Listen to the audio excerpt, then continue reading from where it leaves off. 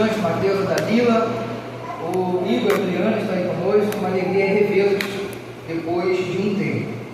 Pois bem, meus irmãos, nós vamos voltar à nossa exposição em Colossenses capítulo 1, versículo 15 a 20. Um texto muito conhecido, muito profundo, que certamente exige de nós bastante atenção. Texto bem cristológico, Colossenses capítulo 1, versículo 15 a 20. Iremos falar sobre a supremacia de Cristo na antiga e na nova criação. A supremacia de Cristo na antiga e na nova criação. A palavra de Deus diz assim: o Filho é a imagem do Deus invisível e é supremo sobre toda a criação, pois por meio dele todas as coisas foram criadas, tanto nos céus como na terra, todas as coisas que podemos ver e as que não podemos, como os tronos, reinos, governantes e as autoridades do mundo invisível. Tudo foi criado por meio dele e para ele. Ele existia antes de todas as coisas e mantém tudo em harmonia. Ele é a cabeça do corpo, que é a igreja. Ele é o princípio supremo sobre os que ressuscitam dos mortos. Portanto, ele é primeiro em tudo, pois foi do agrado do Pai que toda a plenitude habitasse no Filho. Por meio dele, o Pai reconciliou consigo todas as coisas. Por meio do sangue do Filho na cruz, o Pai fez as pazes com todas as coisas, tanto nos céus como na terra. Senhor, abra os nossos olhos, os nossos ouvidos e o nosso coração, para que estejamos aptos a entender e receber a Tua palavra. Em nome de Jesus. Amém. Amém.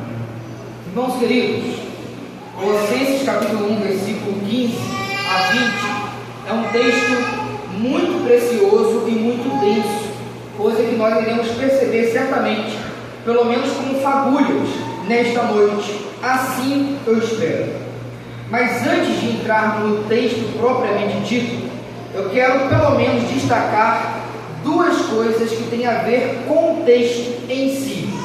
Primeiro, é que a estrutura do texto, do versículo 15 ao 20, parece-nos, e muitos comentaristas entendem, que é um hino, ou seja, aqui nós temos uma fração de uma hinologia da igreja primitiva. Agora, é importante nós observarmos que nós não sabemos se esse hino foi composto por Paulo ou se já era um hino pré-paulino, um tipo de credo confessado e quintado pela igreja.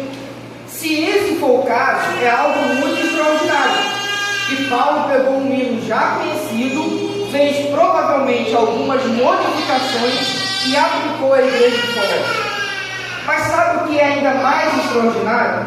É que se esse hino de fato é pré-paulino, isso nos indica que em menos de 30 anos, entre a morte e a assunção do Cristo até a carta aos Colossenses, significa que a igreja já cantava e já incluía o Filho na adoração pública, o que é extraordinário. Então Paulo usa provavelmente de um contexto e de um pano de fundo comum com a igreja ali do Vale do Liceu, a qual está inserida Colossos.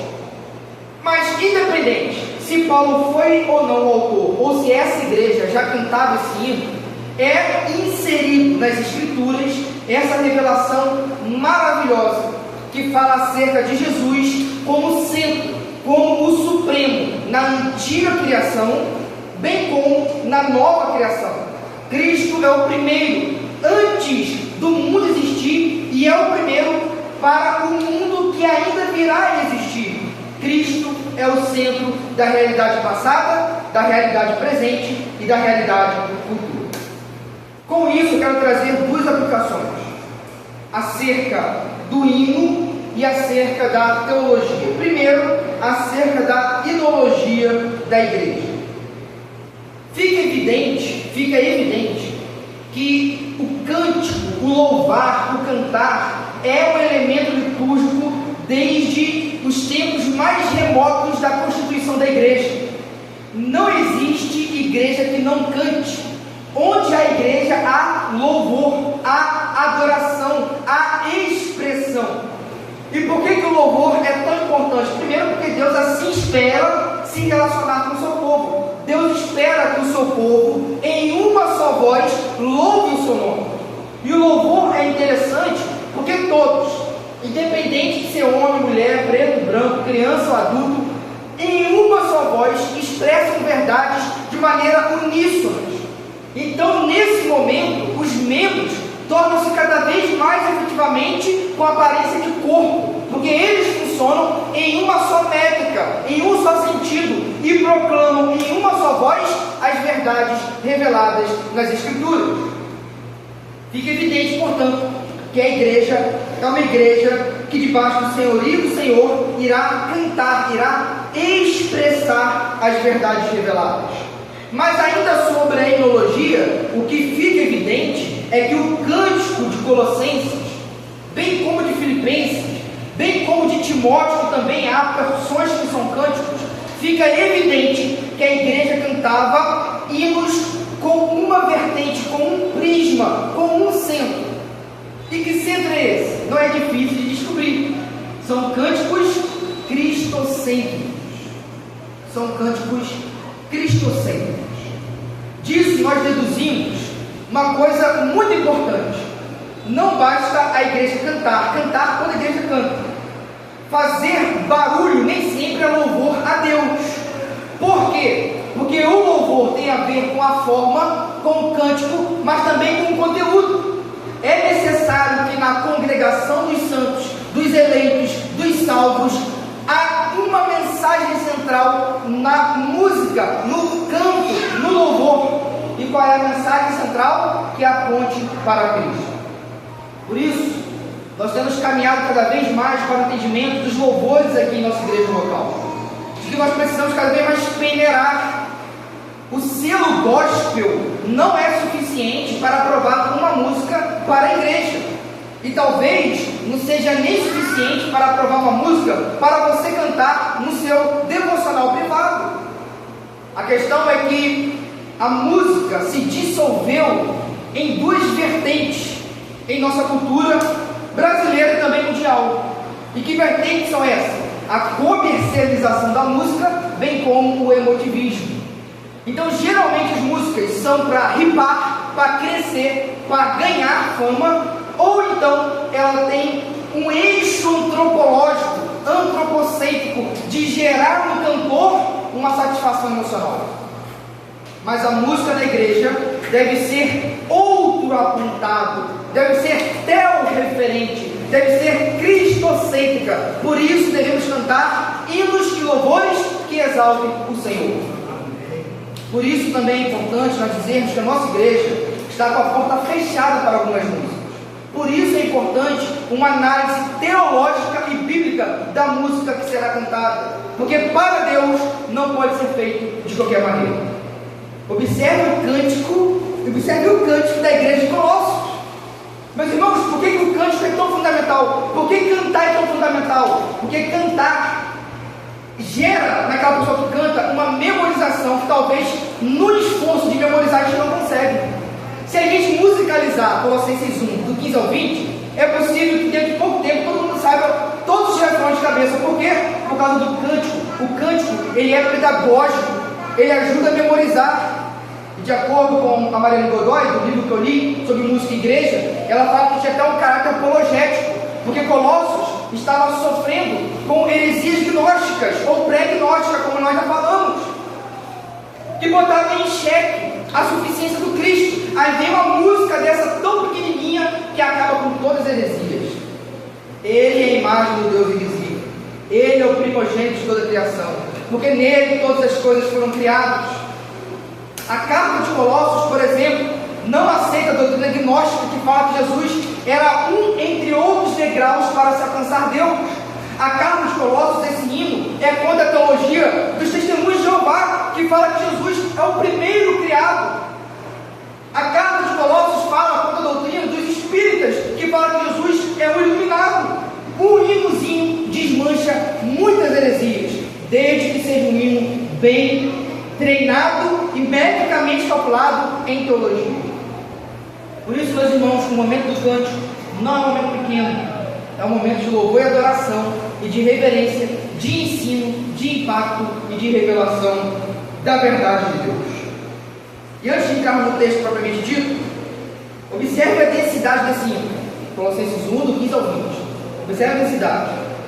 O que nós podemos aprender acerca de teologia? A teologia não deve ser suprimida da igreja. A teologia, por mais densa que seja, se é revelada nas Escrituras, não deve ser suprimida do corpo eclesiástico, da igreja local. Às vezes, podemos pensar que Paulo escreveu as suas cartas para serem debatidas em seminários. No entanto, quando Paulo escreveu suas cartas, nem seminários existiam. Ele escreveu suas cartas para serem lidas e explicadas nas igrejas locais. Portanto, o lugar da teologia é a igreja local. Um púlpito e a igreja não pode se furtar de falar de teologia, porque é denso. Porque é do propósito das Escrituras encher a igreja de bom conhecimento, de verdadeiro conhecimento, porque esse conhecimento é luz para a vida. Meus irmãos, nós temos tentado com toda a força possível e dentro do nosso limite caminhar nessa direção. Boa música e teologia com densidade, porque assim o Senhor espera que a sua igreja caminhe. Nós temos tentado ver o máximo de diversidade de temas das Escrituras. Por quê? Porque assim o Senhor espera. Por exemplo, quando você lê Apocalipse, é muito difícil, não é para a gente. Foi escrito para quem, meus irmãos? Para a igreja em perseguição. Aí você lê Coríntios, quando Paulo fala de coisas complicadíssimas, foi escrito para quem? Para a igreja de Corinto. E aí Paulo, em algumas cartas, fala assim: leia em voz alta, é para todo mundo saber o que foi escrito. Portanto, por isso, nós escolhemos esse método de pregação na igreja, de sermões positivos, porque ele vai ver tintim por tintim de cada versículo, de cada carta, porque o Senhor quer que a sua verdade seja aplicada e seja explanada na igreja local. Paulo, diante dos presbíteros, falou o seguinte: todo o conselho de Deus foi anunciado por meio da minha pessoa. Eu não me furtei de falar de todos os conselhos de Deus, e nós precisamos ter isso em nosso coração, que a boa teologia, por mais densa que seja, precisa encontrar um local na igreja local. Amém, meus irmãos? Amém. Isso é só com a forma do hino, hinologia e teologia. Agora vamos para o texto, versículo 15.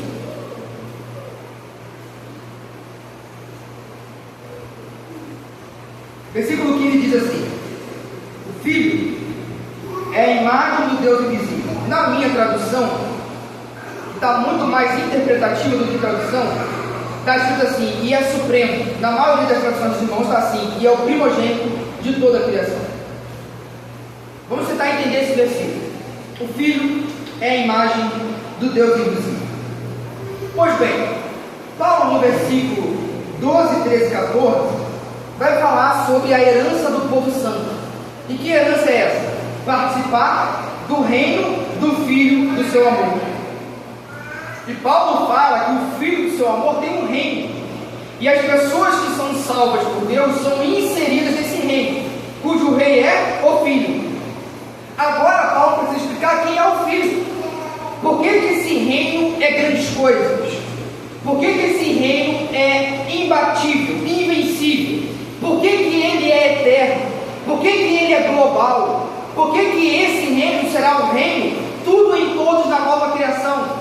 Porque o seu rei é o Filho. E o que é o Filho? Quem é o Filho? E aí Paulo vai destrinchar a identidade, a natureza, o ser, a função do Filho, para que nós possamos entender de qual reino nós fazemos parte. E aí ele começa falando: o Filho é a imagem do Deus invisível. Filipe chegou para Jesus e falou assim: Senhor, mostra-nos quem? O Pai. E o que Jesus falou? Quem me vê, vê o Pai. Isso significa ser a imagem do Deus invisível. Paulo vai falar que Deus habita em luz inacessível. João vai falar que ninguém viu e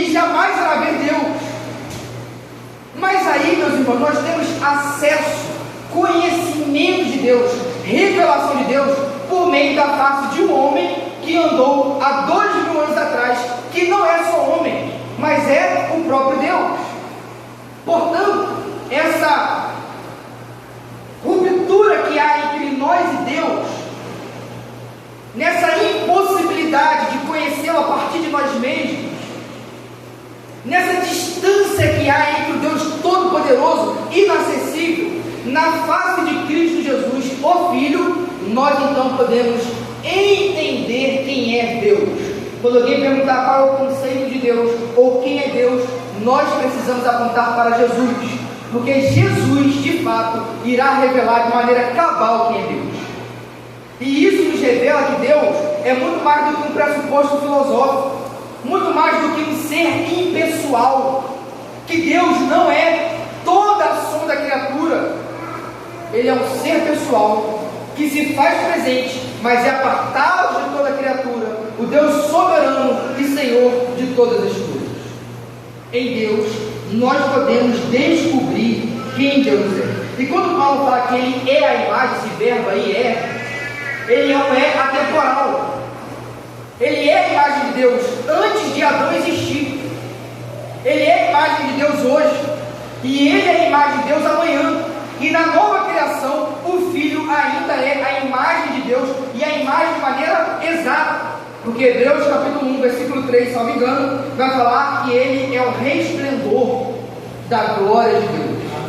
Ele é a imagem exata de Deus. Jesus não é mera cópia, Ele reflete em sua totalidade o ser da divindade. Ele é a imagem de Deus. E aí ele fala, o primogênito de toda a criação. Os testemunhos de Jeová, herdeiros dos arianismos, vai falar que o fato de Jesus ser chamado aqui o primogênito significa que ele é o primeiro entre todos, ou seja, a primeira criatura, diferente, poderoso, mas ainda assim criatura. E nós precisamos entender o que Paulo quer dizer. Observe o seguinte: antes de Paulo falar que ele é o primogênito, Paulo já fala que ele é a imagem do Deus invisível, ou seja, ele é visivelmente o Deus invisível. Então o primogênito aí não pode ser numa ordem criacional ou cronológica. E no versículo 16 vai falar que em Cristo, nós vamos chegar lá, há uma esfera, há uma agência e há também uma finalidade para toda a criação. Portanto, com o antecedente e o posterior, o primogênito não pode significar algo criacional, senão Paulo estaria em flagrante contradição. Por que Paulo então usa o primogênito? Meus irmãos, abram comigo em Salmo 89, 27. Certamente há ecos e alusões desse termo primogênito em todo o Antigo Testamento que Paulo usa aqui. E esse texto de Salmo 89, 27 é muito bom para nós entendermos o entendimento hebreu acerca da primogenitura. Salmo 89, 27.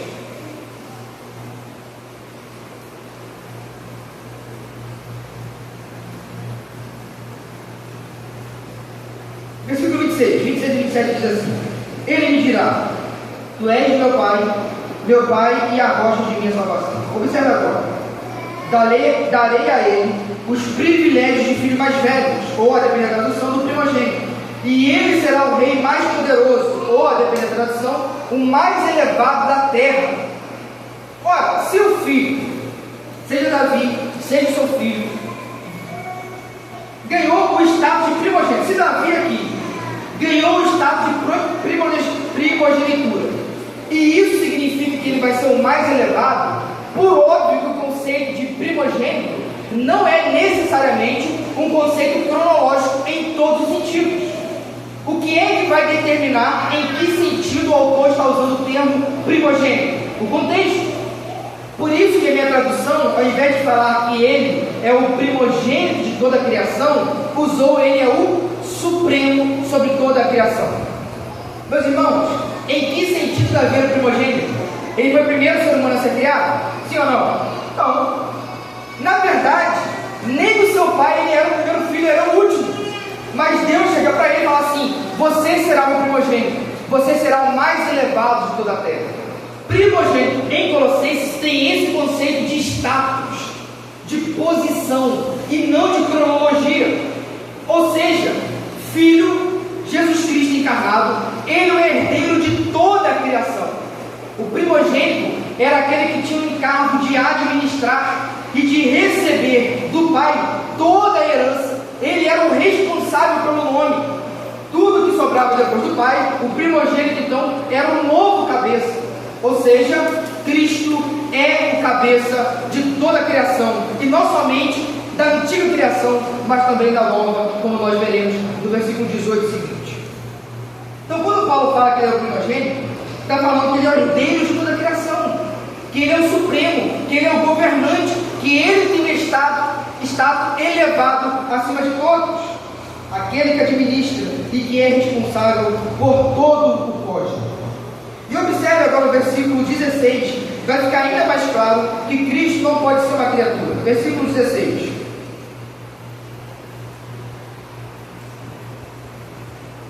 Diz assim a palavra de Deus: pois por meio dele, em alguma outra tradução vai estar assim, pois nele, e eu vou preferir essa, tá? Pois nele, todas as coisas foram criadas, tanto nos céus como na terra.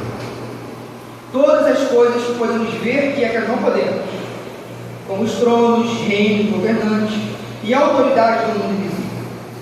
Tudo foi criado por meio dele e para ele. Meus irmãos, como tudo foi criado por meio dele e para ele, sendo ele uma criatura? Não foi tudo para Deus? Romanos 11:36 vai falar que por dele, para ele são todas as coisas. É o mesmo autor. Será que Paulo bateu a biela? Não, é porque quando Paulo vê Jesus, ele vê a imagem do Deus invisível, o primogênito, o supremo sobre todas as coisas. E o que é interessante no versículo 16 é que Jesus, o Filho, é a condição da nossa existência, e não apenas da nossa, mas da existência de todo o cosmos. Nós vamos ver agora 3 aspectos da supremacia de Cristo em todo o universo: a esfera, o agente e o propósito da criação. No versículo 16 começa assim: pois nele foram criados. Queridos, Cristo, o Filho, é a condição, é o locus, é o local onde todas as coisas existem. Ele é a esfera, ele é a própria esfera onde todas as coisas existem. A esfera do universo não é o próprio universo. O que existe na última galáxia, na última estrela, até onde os telescópios não encontraram o que existe? Espaço e tempo. E onde esse espaço e tempo está? Em Cristo, no Filho. Ele é a esfera de toda a criação. Eu lembro que um homem um dia chegou na sala de filosofia e ele foi indagado assim: você crê em Deus? Eu creio. Você, como não vou crer? Mas por que você crê? Olha, aí está onde? Aí o rapaz falou assim: a gente está numa sala de aula, uma universidade, fazendo filosofia. E essa universidade está onde? Está em cidade tal. Aí essa cidade está onde? Está em estado, em tal país. E esse país? Está no mundo. E o mundo? No universo. Onde está o universo? Qual é a condição para que o universo exista? Qual é o local do universo? A esfera é o próprio Filho. Nele todas as coisas foram criadas. Isso é tão fundamental que João capítulo 1, versículo 1, 2 e 3 vai falar sobre a criação do universo por meio de uma lente cristológica. Vai falar que sem ele nada do que foi seria, porque ele é a própria condição da nossa existência. Mas ele não é apenas a esfera, ele é o próprio agente, ele é o próprio Criador. Na parte final do versículo 16 fala assim: tudo foi criado por meio dele. Por meio da palavra, o Senhor criou todas as coisas, e Cristo é a própria palavra, ou seja, Ele é o próprio Criador de tudo o que existe, Ele é o próprio agente da criação. Portanto, todas as coisas que existem estão nele, porque Ele criou, e agora, para Ele. Ele é o fim de todas as coisas. Final do versículo 16: pois tudo foi criado por meio dele e para Ele.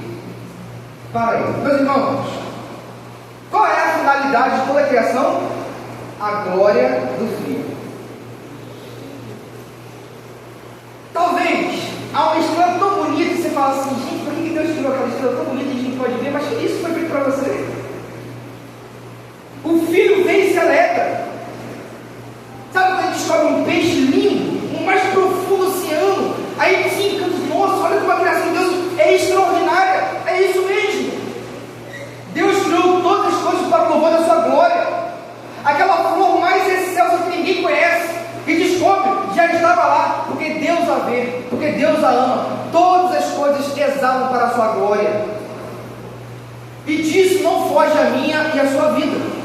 Nós também fomos criados para a glória do Filho. Isso significa duas coisas. Primeiro, nós não somos autônomos para imprimir sentido em nossa própria vida. Eu sei que nas filosofias hiper subjetivistas que nós estudamos, fala que você tem que encontrar o propósito da sua vida. Você não tem que encontrar o propósito da sua vida. O propósito da sua vida já foi dado pelo Criador. E qual é o propósito da sua vida? Glorificar o Filho. Mas também esse versículo nos ensina que a sua vida não é sem sentido. Talvez você está num sentido assim, de vida que está totalmente vazio e fala, poxa, eu não tenho sentido para a minha vida, estou no limbo existencial. E eis que Paulo fala, você tem um propósito supremo, que é a glória do Filho. Então, meus irmãos, não é que o mundo é sem sentido, e não é que a gente tenha liberdade, autonomia para imprimir sentido na nossa vida. Esse sentido já foi dado, o propósito já foi dado. Glorificar o Filho, glorificar o Pai e glorificar o Espírito Santo. Portanto, em Cristo tem a esfera de toda existência. Cristo é o próprio agente, nele tudo existe, Ele criou tudo e para Ele. Ele é o início e o fim. Ele dá o pontapé, mas também quer que toda criatura volte para Ele. Meus irmãos, como é importante nós entendermos isso? Como é importante? Inclusive, no versículo 16, vai falar que até os mundos invisíveis, as autoridades, os tronos, soberanias, provavelmente ordens angelicais. E aqui, Paulo já está atacando uma doutrina errada que acontece em Colossos, que para alcançar Deus é necessário vários degraus. Ele chamava isso de éons ou emanações, e Cristo é um dos degraus para se alcançar Deus. Aí Paulo fala, não, o Filho é superior, o Filho é a imagem do invisível, Ele é o primogênito, não são esses anjos que são os primeiros, eles não são, Ele não tem status de primogênito sobre a criação, quem tem é o Filho. Meus irmãos, não há intermediação entre nós e Deus por meio dos anjos, por meio de Maria, por meio de santo, por meio do pastor. A intermediação única e suficiente é Jesus Cristo. Queridos, vamos para o versículo 17. Ele existia antes de todas as coisas e mantém tudo em harmonia, ou nele tudo subsiste. Queridos, o que fica evidente é a pré-existência do Filho. O próprio termo já explica, né? É bem pedagógico, pré-existência, ou seja, existia antes da própria existência, pelo menos a existência criada. Ele é antes de todas as coisas, ele antecede o espaço e o tempo, logo ele é eterno. Atributo esse que só pode ser de um ser divino. E ele não apenas criou todas as coisas, mas sustenta. Meus irmãos, Hebreus capítulo 1:3 vai falar que ele criou e sustenta todas as coisas. Sabe o que significa? Que antes de eu cuidar da minha saúde, que antes de eu fazer exercício físico, que antes de eu me alimentar bem, que antes de tomar remédio, que antes de eu fazer uma cirurgia para postergar a morte e me reservar um pouco mais de vida, significa que antes disso tudo tem um ser trabalhando para que você possa estar aqui essa noite. E esse ser é o Filho, porque Ele mantém todas as coisas em harmonia. Mas irmãos, nós vivemos numa complexidade tão fina que o mínimo de desvio na gravidade, na órbita, na lua, no sol, tudo colapsa. Mas irmãos, eu não tenho a capacidade de manter minha casa em ordem em dia. Quem somos nós para achar que o universo existe porque nós somos bons, porque a gente sustenta, porque nós temos a NASA? Oh meu Deus do céu! Se o Senhor cochila, tudo explode. O Senhor é a condição da nossa existência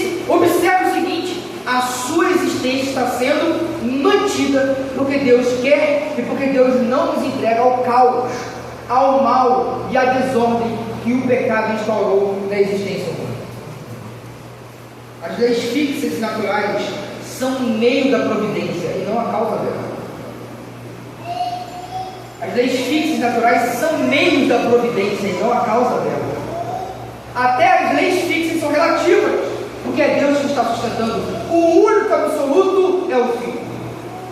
Ele mantém todas as coisas em harmonia. Nele tudo subsiste. Você já agradeceu a Deus pelo simples fato de existir, meus irmãos? É uma coisa muito poderosa. Nós não nos sustentamos. Cada coração, se você parar um pouquinho e botar a mão, é graça de Deus. É Deus falando: vivo, vivo, vivo. Versículo 18, vamos avançar. Agora, Paulo falou da supremacia do primogênito sobre toda a criação. Só que essa criação está manchada pelo pecado. Tanto é que Paulo vai falar sobre potestades, principados, na verdade fala de soberanias, tronos. E certamente há um teor de malignidade naquilo ali. Só que no versículo 18 ao 20, Paulo vai falar que Cristo é o primogênito, ele é o cabeça da nova criação também. Como nós já temos batido aqui na igreja, eu acho que no início talvez até havia um pouquinho assim, meio de surpresa dentro dessa doutrina.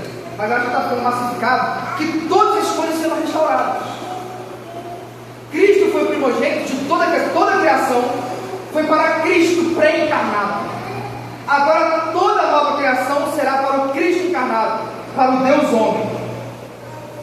Só que a diferença é que lá na antiga criação, o Senhor fez todo o trabalho para o homem, Adão. A diferença é que agora existe um novo Adão, e a partir desse novo Adão, uma nova criação está sendo feita. Lá tudo foi feito para o homem. Agora, por causa do homem Jesus, tudo será feito novo para a sua igreja e para o louvor do seu nome. Agora inventou a obra. Tudo era perfeito até o pecado. Agora um homem santo fez tudo certo e tudo se fará novo. E aí Paulo agora vai falar da nova criação, que começa como vislumbre na igreja. Olha o versículo 18, o que diz: Ele é a cabeça do corpo, que é a igreja. Ele é o princípio supremo, primogênito, sobre os que ressuscitam dos mortos. Portanto, ele é o primeiro em tudo. Por que Paulo fala que é o primogênito dos mortos? Várias pessoas foram ressuscitadas, mas todos voltaram a morrer. Ele voltou a viver para sempre. Ele é o primeiro de uma nova realidade. Que nova realidade é essa? De termos vidas inesgotáveis e uma vida que não acaba.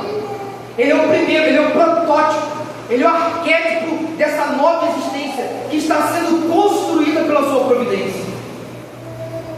E essa nova criação começa na igreja. Paulo vai falar que quem está em Cristo Jesus é a nova criação.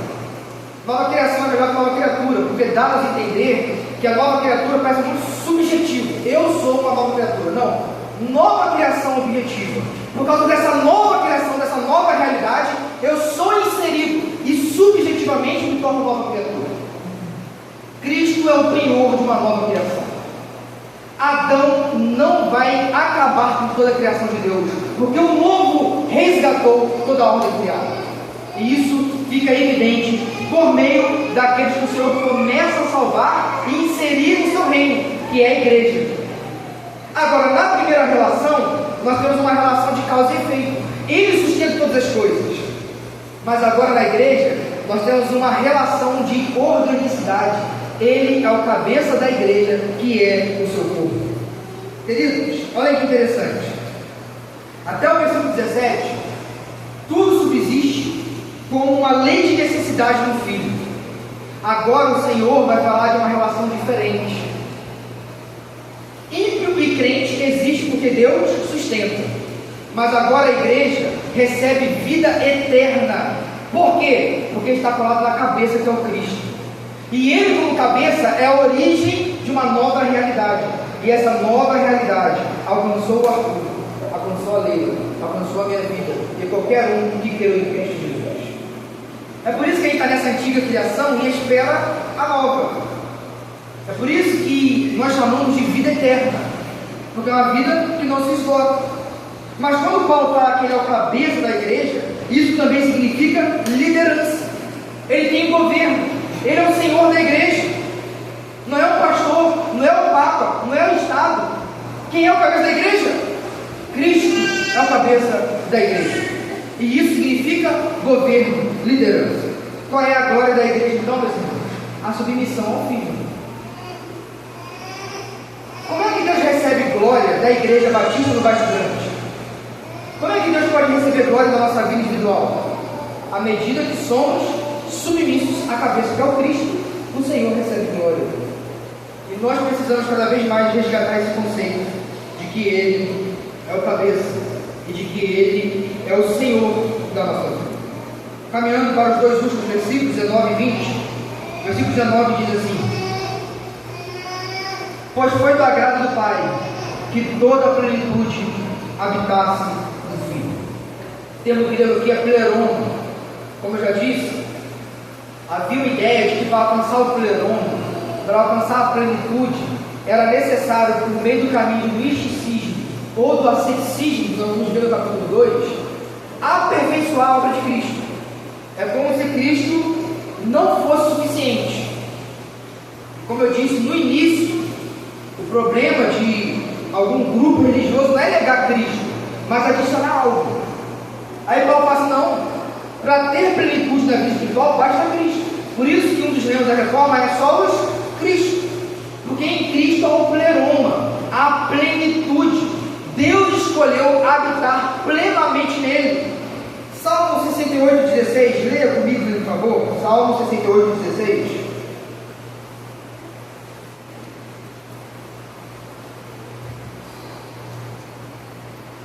Quando o Senhor fala que escolheu Sião para habitar, é impressionante os termos, como Paulo certamente está ecoando dessa verdade. Versículo 15 e 16: os montes de Baçã são majestosos, com cume altos que chegam até o céu.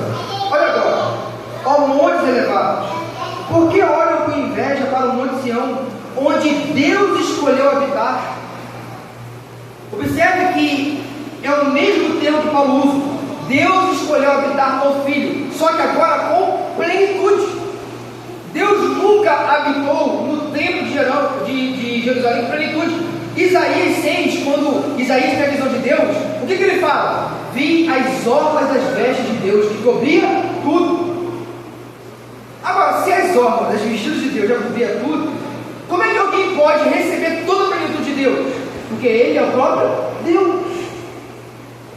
Então Paulo está falando, em Cristo, Ele habitou definitivamente. Agora começa uma nova casa, uma nova igreja, uma nova assembleia, um novo povo. Maior que Sião, maior que Jerusalém, é o próprio Cristo. Nele habita plenamente a divindade.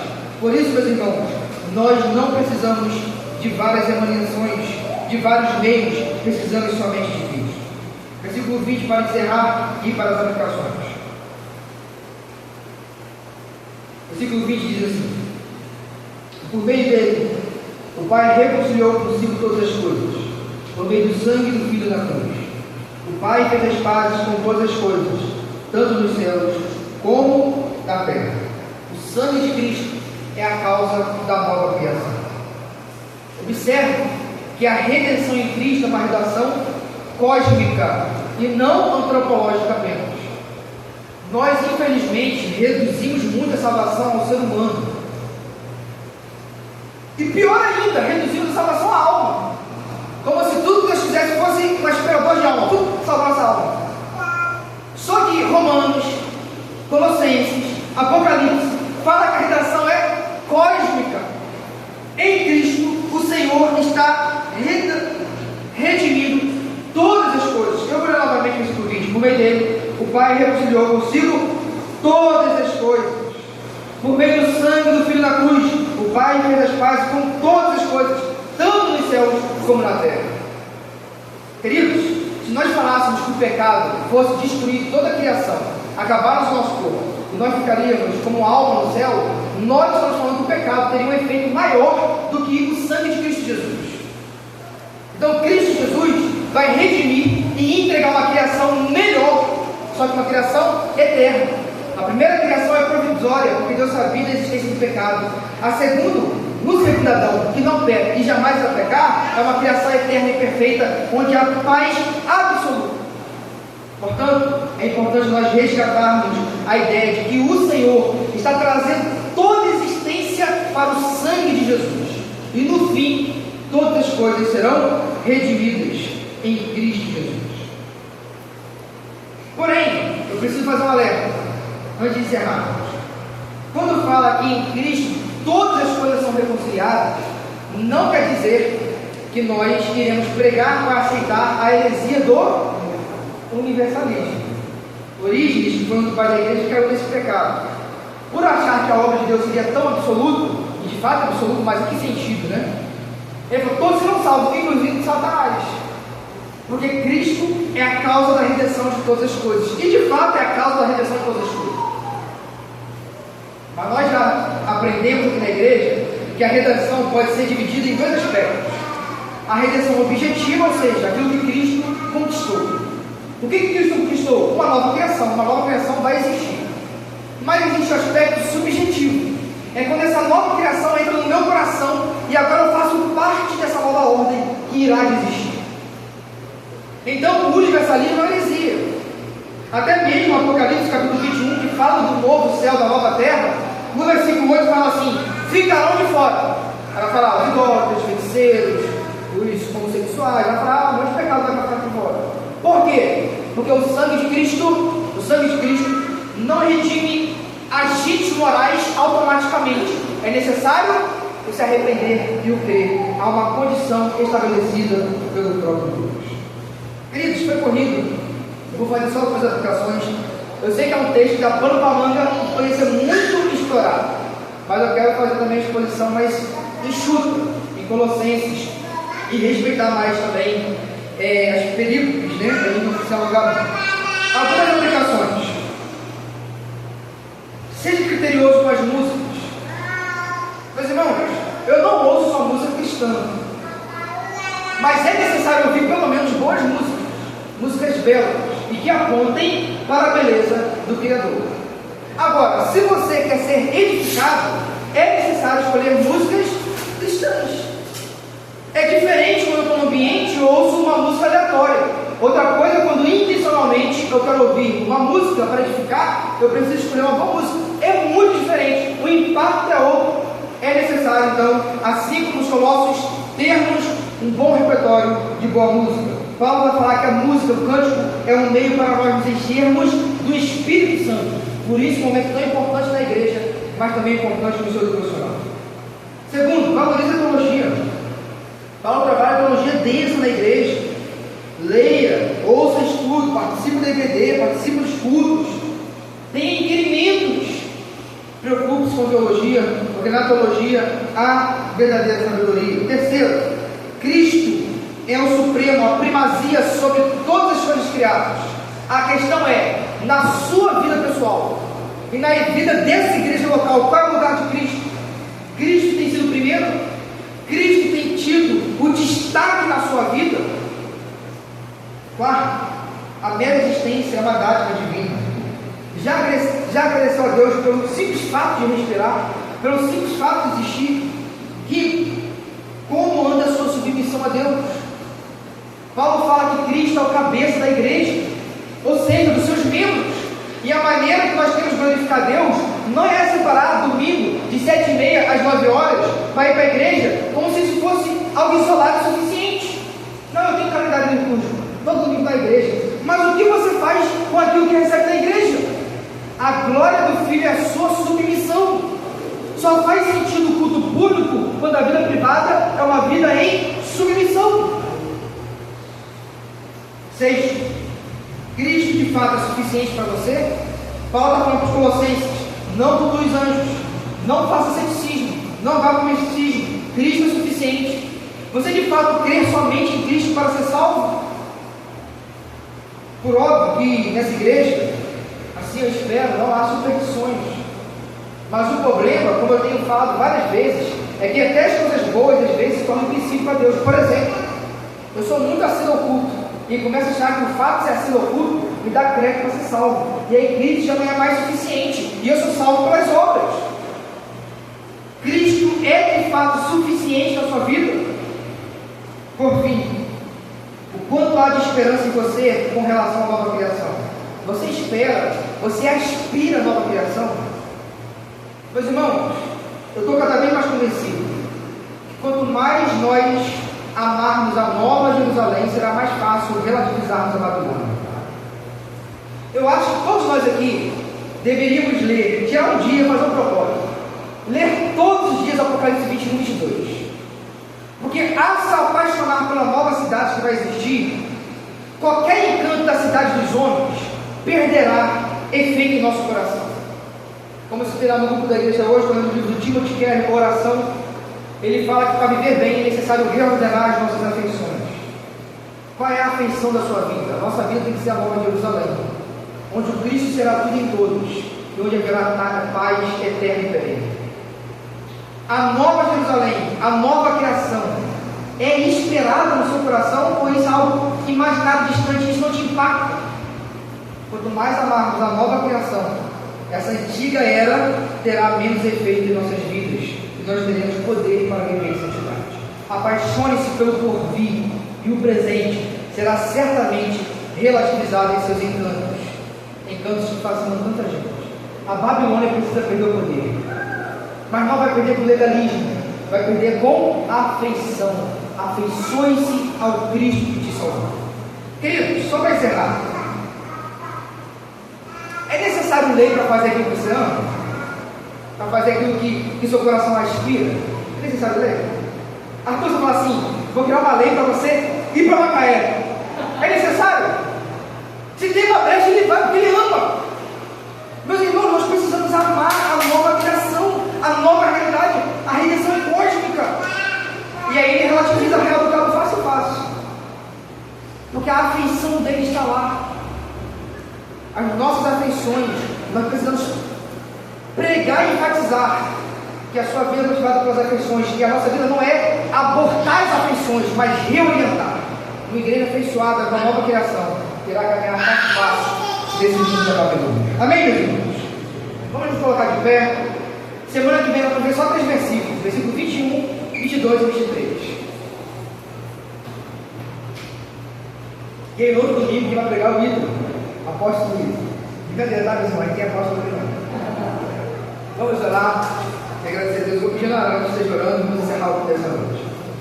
Pai amado, nós agradecemos ao Senhor pela oportunidade de ouvir a sua palavra, ouvirmos a respeito do seu Filho, da supremacia do Cristo. Tem, meu Deus, que Jesus é a expressão exata do seu ser. Muito obrigado, meu Deus, conserva, meu Deus, na fé, conserva os filhos, meu Deus, na comunhão, na congregação, meu Deus, perseverando juntos, unânimes na doutrina, nas orações, no partir do pão, na comunhão, para que nós possamos caminhar juntos rumo a essa Jerusalém celestial que nos foi prometida, meu Deus. Que nós possamos também entender, como foi pregado, que nós somos novas criaturas por causa da nova criação. Meu Deus, aqui ninguém é igreja sozinho, ninguém é igreja isolada. Nós somos membros, mas nós fazemos parte de um corpo. Amém. Queremos caminhar juntos, vamos ser salvos juntos, o Senhor vem para salvar todo mundo. O Senhor pode trabalhar no coração de cada um, a gratidão, o amor ao Senhor, o amor a Cristo, e nós possamos, meu Deus, pensar e sentir no valor daquilo que Cristo fez por nós. Amém. Eu quero te pedir, Pai, te agradecer no nome de Jesus. Amém. Que o amor de Deus, a graça do nosso Senhor e Salvador Jesus Cristo e o auxílio do Espírito Santo seja com toda a igreja, hoje e para todo sempre. Amém. A igreja pode se sentar com orações silenciosas, encerrando o culto dessa noite.